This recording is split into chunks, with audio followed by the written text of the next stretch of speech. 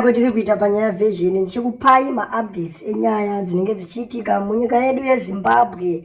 Sekugara tichikupai kwetinoita nyaya pano, tiri kusangana nenyaya panapa yanyorwa navaBombshell Geza, ende vaGeza tiri kuziva kuti ndofunga vanga vane mazuva akati vasiri kuwanika, vasiri kana kumboadresa nyika kuti vari kupi, vari safe here, chii chiri kuitika kwavari. Ende vanhu vakawanda vanga vane question mark kuti kasi vaGeza vakabatwa here, nekuti vaGeza vanga vagara vachitotsvagwa. Vamwe ndo vanga vachitaurawo munongozivo varakashi vanenge vachipa pressure kuna vaGeza vachiti ngaabudikira ataure kuti vanyatsoziva kuti vaGeza kwavari ukoko vari kuronga zvipi ende vambori pai. Ende vaGeza munotoziva kuti mumazuva apfuura vakataura vakati inini Emerson Pendiri anopaziva, asi inyaya yekuti zigwara zirombe haana kana chaanouya kuno achitaura hakwanise kundibata, nekuti anotoziva kuti Pendiri hapangobatwe munhu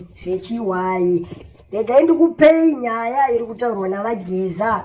Fellow Zimbabweans, I regret you, or I hope I find you all well since my last address on 2 April. I have not been well for 11 days until yesterday, when I now start to feel much better.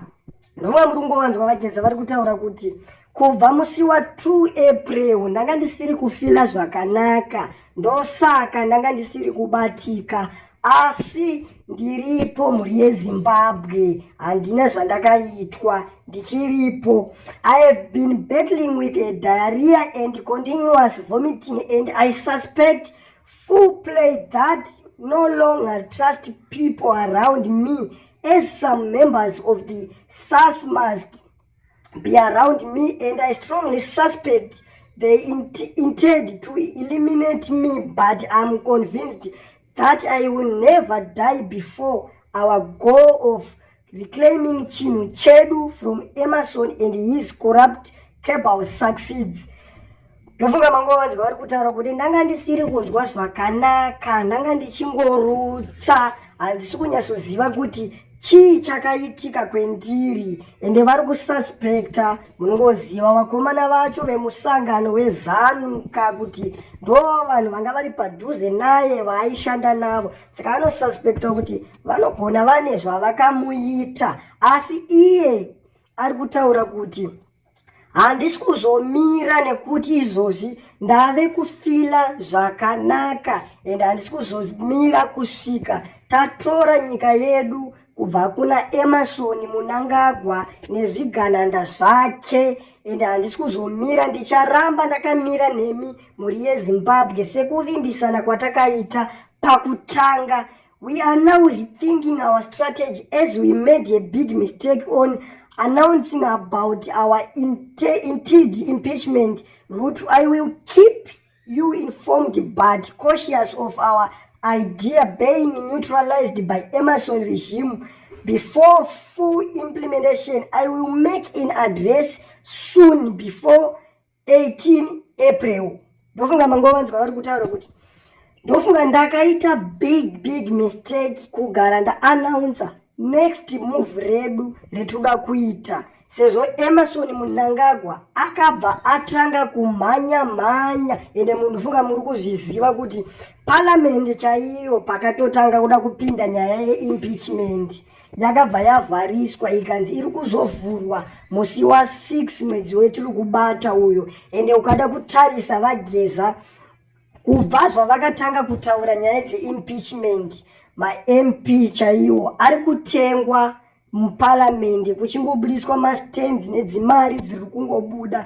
Ende ukada kutarisa kana ZANU-PF zvimusangano zvayaimboita kumashure uku haichaite, kana zvema2030 zvavaiita vachikambena hazvichaitwe, vangova vanhu vakungotsvaga kuti Geza aripi ende izvo zvari kuita nezvei. Ndosaka muri kuona kuti nguva zhinji vanenge vachingonyora pamadande mutande avo kuti maipfurirwa naGeza, Geza haana plan ende Geza vacho ngaabudikire. Vanenge vachida kuzama kuti Comrade Bombshell Geza vakabuda vakataura kuti varakuita zvakati, ivo vanobva vagara varova kaunda. Ende ukada kutarisa kumashure uko vaChristopher Mutsvangwa vakatobuda vachitaura, vachibuda pachena. Munongomuziva kuti Mutsvangwa munhu anongomhupuka, akatobuda akati isusu vasanyatwe takatovabvisira paugeneral Soto, ende taitoziva kuti ndokuri kubva nenyaya dzavageza nevamwe vanhu vari muhurumende, ende vamwe vanhu vacho akatya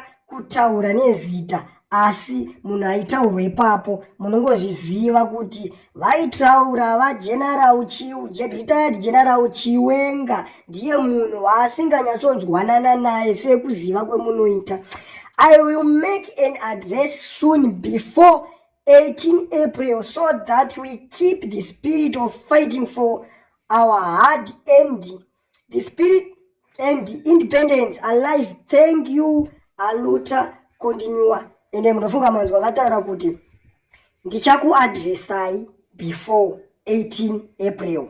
Saka kana vachiti chakuadresai before 18 April kureva kuti takatovhura maziso kubva nhasi mangwana nekuswera mangwana pa 3 days idzodzi. Tichitarisa kuti vageza vachauya vachiti adresa senyika, votiudza kuti tava papi senyika ende tiri kuenda kupi. Sekuziva kwetinoita munongoziva kuti vageza izvozvi ndiye murume 1 ane zvivindi ari kupfumura zvese zviri kuitika muhurumende yeZimbabwe. Ende vageza munhu wekuti vakashanda muZANU-PF kwenguva yakareba, hutsotsi hwese vanohuziva. Ende vageza munhu akatotrenawo akaenda kuhondo. Ndosaka muchiona kuti kana kubatwa kwavo kunotonetsa nekuti matricks ese anoshandiswa neZANU-PF vanomaziva, ende umbavha hwese huri muZANU-PF vanohuziva. Mukatoda kutarisa zvinhu zvese zvavaitaura vachifumura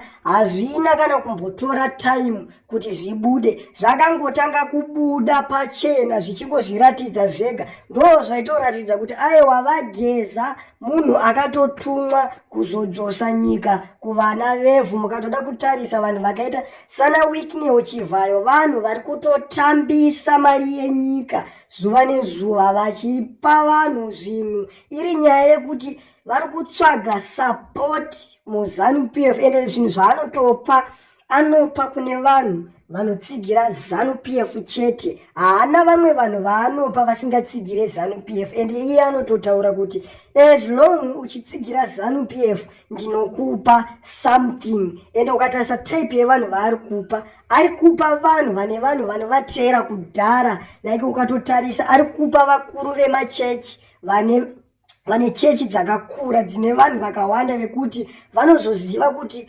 vanozotera ukoko vachitsvaga makampeini. Ende mukuru wemachechi iyayo ukada kutarisa vazhinji vacho vanhu vekutoti vanenge vachitoparidza zvavo kumachechi kwavo vachiisa zveZANU-PF mukati. Hatichazive kuti mubhaibheri macho mune mavhesi eZANU-PF futi here. Ende isusu sevana venyika ngatingwareiwo, ngatisati tikaendawo kumachechi munhu otanga kuparidza zveZANU-PF achikuudzai zvayakanakira imi munchizoti ZANU-PF yakashata, nekuti iye anokuudzai kunaka kwayo nekuti anenge apiwa ka100,000 kake nemota nyowani. Asi imimi munenge muchisafa muchipfurirwa muri kumachechi ukoko muchingovhotera ZANU-PF, asi at the end hamuna chemunobhenefita. Mukatoda kutarisa vanhu vazhinji kumabasa kwacho hamusi kuenda, hamuna kana zvinhu zvisvinu zvemuri kuita,